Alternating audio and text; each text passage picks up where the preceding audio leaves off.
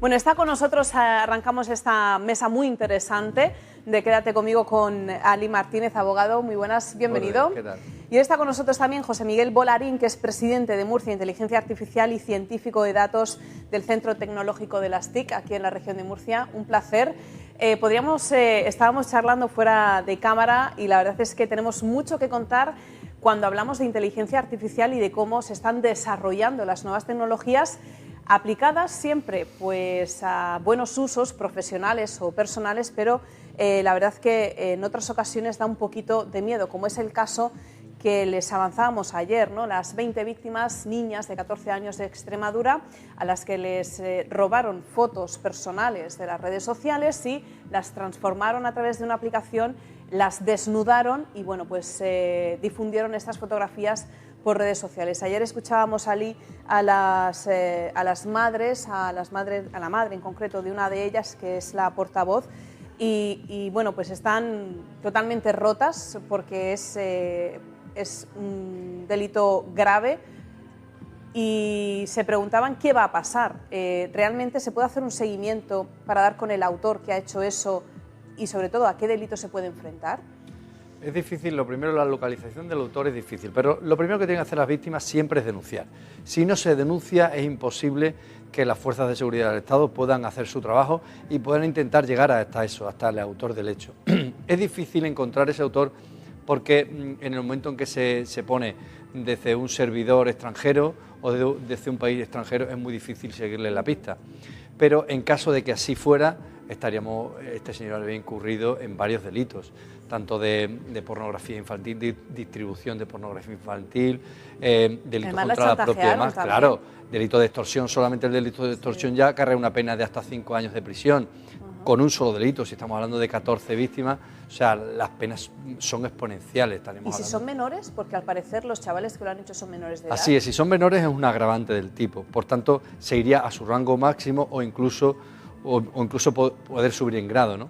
Entonces, teniendo en cuenta el cúmulo de delitos que se le acumularían a este señor, las penas serían muy importantes. Por eso yo animo sobre todo a la juventud que tenga mucho cuidado con las imágenes que difunde, que envía, o los grupos que se hacen y que se manda una fotografía que al parecer puede ser inocente, pero que puede terminar en estos usos. Sí, que en mano de todos está parar esa difusión, porque si a ti te llega un tipo de esta imagen, lo que tienes que hacer es denunciarlo y no seguir reenviando esas fotografías, ¿no? Claro, pero lo que ocurre, lo que hablamos antes, es que el miedo viene ahora con la inteligencia artificial, que es que aunque yo no haya difundido una fotografía, se puede crear con mi cara, se puede crear cualquier tipo de imagen en cualquier tipo de situación.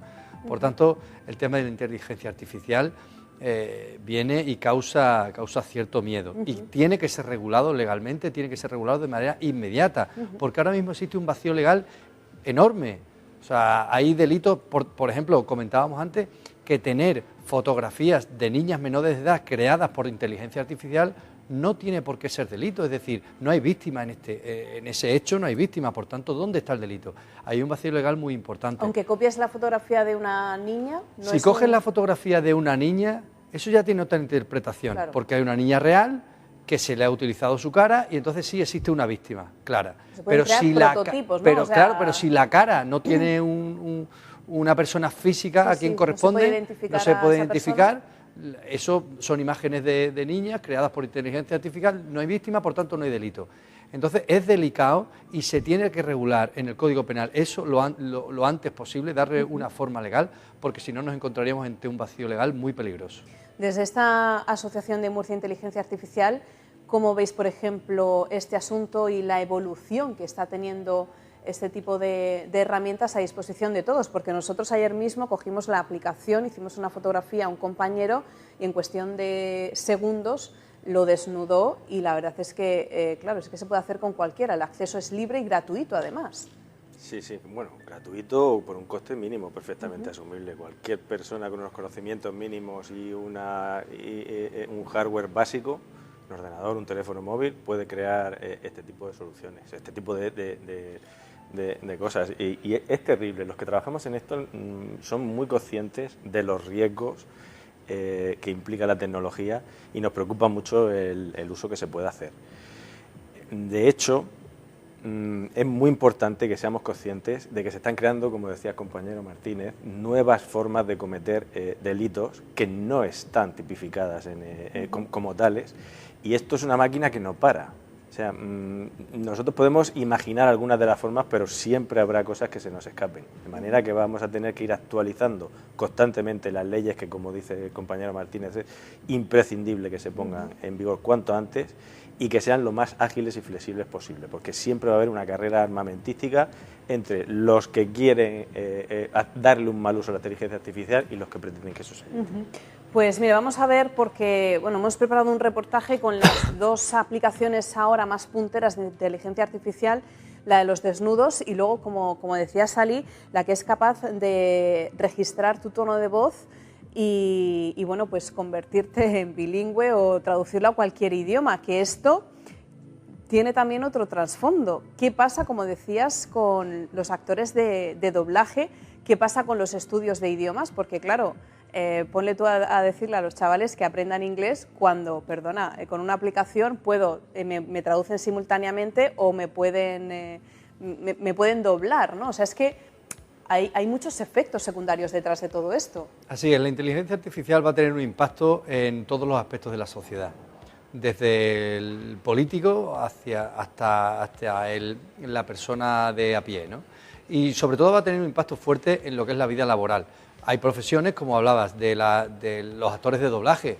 Si, como veremos ahora, puede ser una traducción tan simultánea y tan fiel que difícilmente incluso el actor de doblaje podrá llegar a ese nivel de perfección. Sobre todo porque es gratuito. Claro, y luego a ese nivel de perfección y a ese nivel de economía, claro. Por tanto es gratuito. Va a afectar a muchos, esto es un simple ejemplo, pero va a afectar a muchos puestos de trabajo. Los guionistas, por ejemplo, de Hollywood han estado semanas también manifestándose porque también en esta industria cinematográfica se está haciendo uso de la inteligencia artificial para desarrollar guiones. Los profesores en los colegios ya no mandan trabajos a los chavales porque los copian de internet o la inteligencia artificial se los hace, y ahora bueno, pues han vuelto a otras metodologías educativas porque está todo en la red.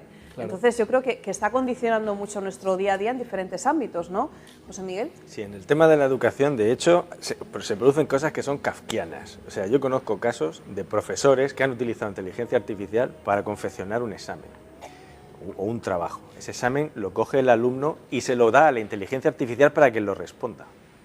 El alumno se lo devuelve al profesor, que usa inteligencia artificial para corregirlo. De manera que tienes inteligencias artificiales haciendo los deberes y gente que simplemente está en su casa viendo la tele, porque es la máquina la que está trabajando. O sea, tenemos que replantearnos desde cero todas las cosas que hacemos, porque muchas de ellas ya no van a tener sentido. Hace unos días una psicóloga nos acompañaba y decía que está en nuestra mano frenar, sobre todo el impacto de las redes sociales en los jóvenes, ¿no? Que eso no puede seguir evolucionando o nos perderemos, ¿no? La esencia del ser humano se perderá. Pero hay muchísimas cosas que dan vértigo, ¿no? La evolución de la tecnología da vértigo. Mira, para que ustedes hagan una idea de cómo se materializa todo esto que estamos viendo, vamos a ver este reportaje. La inteligencia artificial fue creada por sistemas informáticos y nació con el propósito de realizar tareas, además de facilitar nuestro trabajo. Pero más allá de eso, se ha convertido en todo un entretenimiento para la sociedad. Podemos hacer incluso que nuestra presentadora María Pina diga lo que nosotros queramos. Saludos, bienvenidos un día más a Quédate conmigo. Eso solo es un ejemplo de lo que podemos hacer con la inteligencia artificial, porque ahora una aplicación de inteligencia artificial traduce vídeos a otras lenguas, lo que ha supuesto una revolución en las redes sociales en los últimos días. Con esta aplicación se pueden doblar vídeos a otros idiomas como el inglés, el francés o incluso el árabe. Pero no conforme con eso, también recrea el tono de voz de esa misma persona. No, cariño, tú no eres fea, tú eres del montón. O sea, del montón bueno. Porque hay un montón bueno y un montón malo. Bueno, pues tú eres del montón bueno. Eso era una escena mítica de la serie Aquí no hay quien viva. Pero gracias a esta aplicación de inteligencia artificial, el resto del mundo puede entender a la perfección lo que este personaje dice. No, honey, you're not ugly, you're just average. I mean, you're from the good bunch, because there's a good bunch and a bad bunch. Algunos de los vídeos más famosos de la historia, protagonizados por murcianos, también han sido alterados. ¿Se acuerdan ustedes del famoso Cállate Lourdes? ¡Madre mía! ¡Madre ¡Cállate, Lourdes! ¿Pero por qué me voy a callar? ¿Qué? Pues gracias a la inteligencia artificial, el famoso Cállate Lourdes es ya internacional. Oh my God! Oh my God! Shut up, Lourdes! Why should I shut up? What? I'm making a video! Mother of God, look if I'm trembling! Shut up, for God's sake! Oh, shut up, you dick! Put your head here! Parece de verdad, lo estábamos diciendo totalmente. Bueno, pues es fascinante lo que la tecnología puede llegar a hacer y esto trasladado al ámbito legal, ¿cómo os afecta, ¿no? Porque no sé si la inteligencia artificial se adapta a la normativa, a las leyes actuales o si ayuda en la defensa o no, o ayuda al delincuente en este caso. La normativa siempre va por detrás de la evolución social. La normativa responde a una necesidad social. Entonces ya va un paso tarde. Vamos a poner un ejemplo muy sencillo. Se ha cometido un robo y existe la declaración de la víctima del robo que identifica al autor. Bueno, y el autor el día del juicio se presenta en el juicio con una serie de fotografías e incluso imágenes de cámaras de seguridad grabadas que él se encuentra en un restaurante de la playa en ese día y a esa hora concreta. No hay manera de saber si esas imágenes son ciertas o no, si están creadas por inteligencia artificial. Son imposibles de averiguar. Por tanto, se plantea todo un universo de cuestiones que han de ser reguladas jurídicamente o qué tipo de pericial sería necesaria para determinar si esa imagen es real o no, que yo creo que no habría manera de averiguarlo. Le pregunto a José Miguel, que es el experto, ¿hay manera de identificar si una imagen ha sido modificada o creada artificialmente? Las hay, pero no son 100% fiables. De hecho, es la propia inteligencia artificial la que intenta averiguar si una imagen ha sido generada por inteligencia artificial o no. Pero estos sistemas, como están constantemente evolucionando, no llegan a ser siempre 100% eficientes y, de hecho, hay una, digamos, línea de investigación que se basa en engañar a estos sistemas de detección. O sea, que va a ser muy difícil tener, digamos, un estándar que se pueda cumplir, al menos en el ámbito tecnológico, ya no sé si en el legal. Desde Policía Nacional pues también nos dicen habitualmente que hay pues esta unidad específica de ciberdelitos que yo creo que cada vez irán evolucionando y trabajando a un ritmo cada vez más frenético.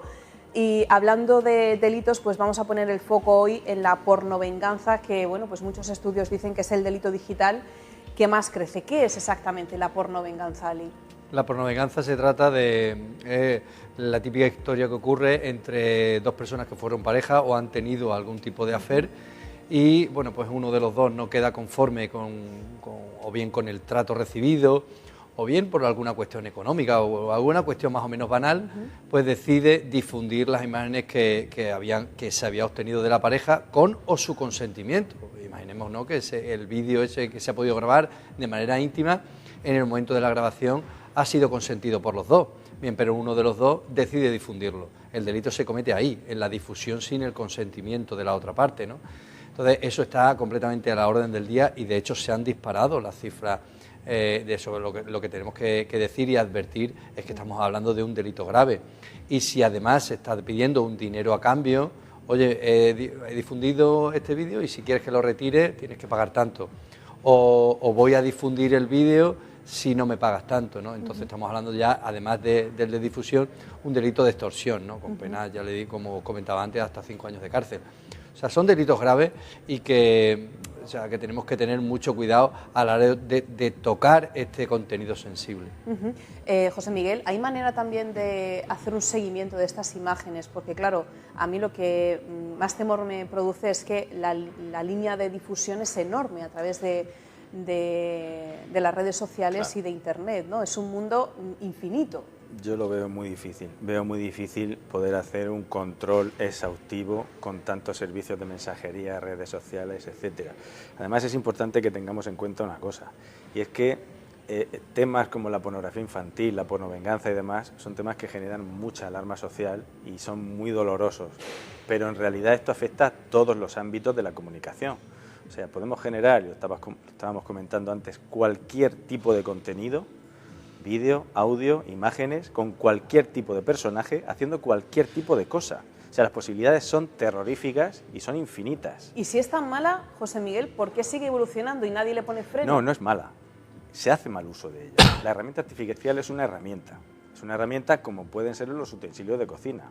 Un cuchillo de cocina, sí, su peligrosidad reside en la intención que tenga el que lo lleva en la mano. Sí. Pero no es peligrosa en sí. Es peligroso Entonces, el lo que mal falta uso. es educación y concienciación. Y desde luego un ámbito legal que permita perseguir los malos usos y supervisar los que están en esa frontera entre lo correcto y lo incorrecto, que ahora mismo es demasiado amplia, desgraciadamente.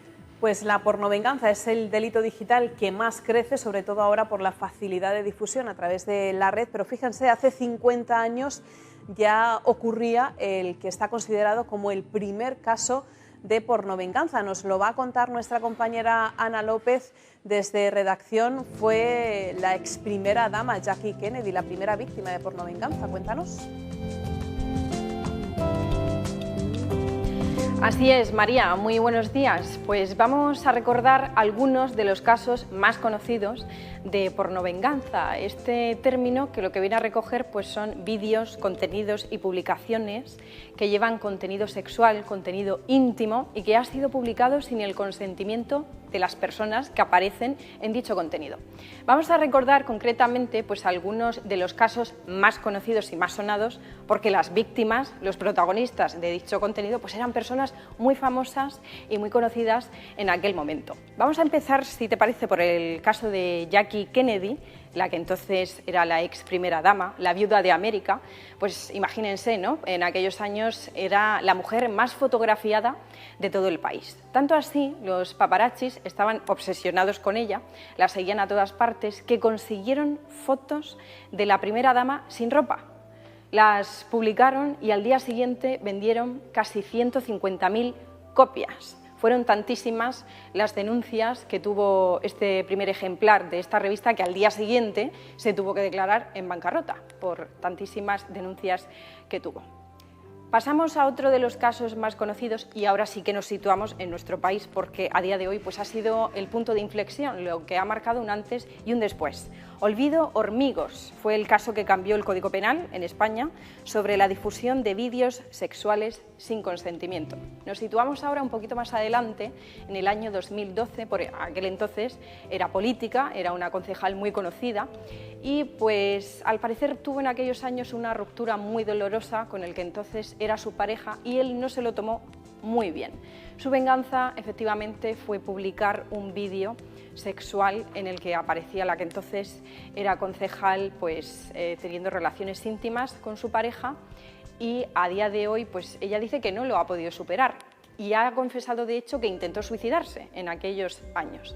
Pero sí es cierto que marcó un antes y un después porque, como decimos, en España nació la ley que ampara a víctimas de este caso de pornovenganza. Y terminamos con otro caso muy conocido. Otra vez nos vamos fuera de nuestro país y ahora hablamos de la familia Kardashian, concretamente de la hermana mayor de Kim Kardashian. No sé si recordarán que en el año 2007 ella estaba a punto de casarse con el que entonces era su novio, Ray J, y salió a la luz también un vídeo pornográfico que habían grabado ambos. Lo que es cierto es que en este caso no se sabe, no es seguro si fue él que entonces era su pareja el que publicó el vídeo o que fue por otras vías, por lo que el vídeo llegó pues, a publicarse y llegó a las redes sociales. María, estos han sido los tres casos que nosotros hemos seleccionado, pero hay otros muchos que también fueron muy conocidos en aquellos años. Pues muchísimas gracias, Ana, por hacernos este recorrido por tres casos, Ali, que la verdad es que son llamativos. El primero porque fue verdaderamente el primero y al parecer fue su marido el que estaba detrás de ese robado, que me ha parecido la historia tremenda, la verdad. Sí, la verdad, no se pudo llegar a demostrar nunca, pero al parecer sí que hubo una filtración de dónde iba a estar su mujer, su exmujer, en esos momentos, ese día, a la hora que ella normalmente bajaba a la playa, y parece que esa información la filtró a 10 paparazzi, de los cuales uno de ellos triunfó y fue capaz de tomar esas imágenes. Y luego el llamativo, el caso de Olvido Hormigos, más que nada porque fue el primer momento, el primer caso en el que la ley tomó riendas en el asunto. Así es como comentaba antes, la ley siempre va un paso por detrás de las necesidades de la sociedad, por eso se reforma continuamente el Código Penal, para intentar adaptarse, y es lo que tendrá que hacer en breve con todos estos delitos nuevos que están ocurriendo, ¿no? Pero sí que es cierto que el caso de Olvido pues fue muy mediático, era un personaje público, no dentro de la filmografía o dentro de la profesión artística, sino dentro de la política. Por tanto, que llegara a un personaje público político, bueno, pues llamó mucho la atención y claro, y era que al final son imágenes íntimas que si se hubiesen quedado dentro del núcleo de la pareja, bueno, pues no hubiese ocurrido nada, pero esa trascendencia entiendo que le pasaría facturas psicológicas seguro. José Miguel, por último quería preguntarte, desde la Asociación de Murcia Inteligencia Artificial, ¿cómo estáis analizando todo este boom de acontecimientos en torno a la inteligencia artificial y a la evolución tan fugaz que está teniendo, ¿no? Imagino que haréis análisis y estudios, ¿no?, sobre todo lo que acontece. Sí, nosotros debatimos muy profundamente todos estos temas, las implicaciones que tienen los desarrollos que hacemos y nos preocupa mucho. La verdad es que vivir estar en el mundo de la tecnología en general y la inteligencia artificial en particular en esta época es algo realmente excitante, porque estamos viviendo una época que yo creo que no se va a repetir en ningún otro ámbito en un tiempo cercano. Pero también es agotador y porque seguir el ritmo de las innovaciones es muy complicado incluso para los que nos dedicamos profesionalmente a esto. O sea, imagínate todos los que se ven afectados por esa evolución, cuánto más trabajo les costará y cuánto más difícil será hacer una previsión, una estimación del impacto que puede tener el desarrollo de la tecnología en su manera de trabajar, en su manera de vivir, de hacer las cosas. Es algo a la vez emocionante y... Es un reto realmente. Sí, desde luego que es un reto, desde luego que es un reto. Y no podemos quedarnos de brazos cruzados, como están haciendo otros países, por cierto, esperando a ver por dónde evolucionan los acontecimientos para entonces maniobrar y ya veremos a ver cómo lo solucionamos. Hay que anticiparse, hay que anticiparse. Pues muchísimas gracias a los dos por este análisis de esta situación que habéis hecho. Ali Martínez, abogado, y José Miguel Volarín, presidente de Murcia Inteligencia Artificial. Un placer y hasta la próxima sesión. A vosotros. Muchas gracias. Muchas gracias.